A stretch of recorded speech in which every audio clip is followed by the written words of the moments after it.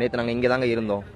ஆம்புலன்ஸ்காரங்க தேவையில்லாம உள்ள வந்தாங்க. நாங்கள் முன்னாடி முனிப்பங்கோயில தான் நின்றுட்டு இருந்தோம். கோயம்புத்தூர் ரூட்ல போன ஆம்புலன்ஸ், அதாவது மக்கள் வண்டியோட டூ வீலர்ல வரவங்கள உள்ள டூ வீலரை கொண்டு போய் கேஆர்வி மெரிடியன் ஹோட்டலுக்கு பின்னாடி பார்க் பண்ண சொன்னாங்க.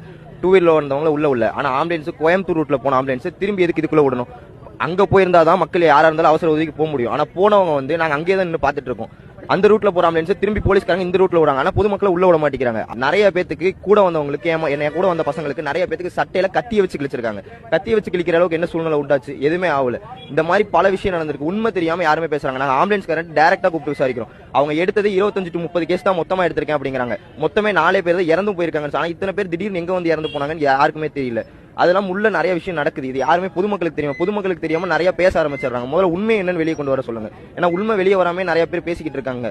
நீங்களே பாக்குறீங்க, நிறைய பேருக்கு கிழிச்சிருக்காங்க, நிறைய பேரை போட்டு மிதிச்சிருக்காங்க, நிறைய விஷயம் உள்ள நடந்திருக்குது. எதுவுமே ஆம்புலன்ஸ் சும்மா நிறைய ஆம்புலன்ஸ் வந்திருக்கு. அதை பொதுமக்களே ஸ்டாப் பண்ணிருக்காங்க. பொதுமக்களே நேற்று ஏன் சும்மா ஆம்புலன்ஸ் நீ கொண்டு வரதுக்கு அவங்க எதுவும் பேச மாட்டேங்கிறாங்க. கட்சி துண்டை போட்டு உள்ள வந்திருக்காங்க. இது என்ன ஏதுன்னு யாருக்குமே தெரிய மாட்டேங்குது. இதை முதல்ல கொண்டு வாங்க வெளியே.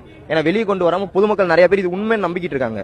மக்கள் மண்டிட்டு தான் உரிமை போயிடுனா எத்தனை நாளைக்கு மண்டிக்கிட்டே இருக்க முடியும்? அதை யாருமே புரிஞ்சுக்க மாட்டேங்கிறாங்க. இந்த இடத்துல இத்தனாயிரம் பேர் இருந்தாங்க. போலீஸ் யாருமே ஒருத்தர் கூட உள்ள இல்லை. எல்லாருமே அங்க முன்னாடியே ஸ்டாப் ஆயிட்டாங்க. ஏன் ஸ்டாப் பண்ணாங்க?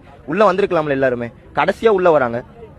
ஏன்னா நிறைய துறை இருக்கவங்க எல்லாருமே, அமைச்சர்கள் இருந்து எல்லாருமே அடுத்த 10 நிமிஷத்துல வராங்க. இங்க 7:30க்கு முடியுது. நீங்க நியூஸ்ல பாத்தீங்கன்னா தெரியும். 7:30க்கு முடியுது. 8 அரை மணி நேரத்துல கேஸ் எடுத்துட்டு போறாங்க ஆம்புலன்ஸ்காரங்க எல்லாரும். 8:00 அவங்க உள்ள இருக்காங்க. சென்னையில இருக்கவங்க எல்லாரும் இங்க எப்படி வந்தாங்க? அதை யோசிச்சிங்களா யாராச்சும்? யாருமே எதுவுமே யோசிக்க மாட்டேங்கிறீங்க. டக்கு டக்குன்னு பேசிடுறீங்க. அதனால உண்மை என்னன்னு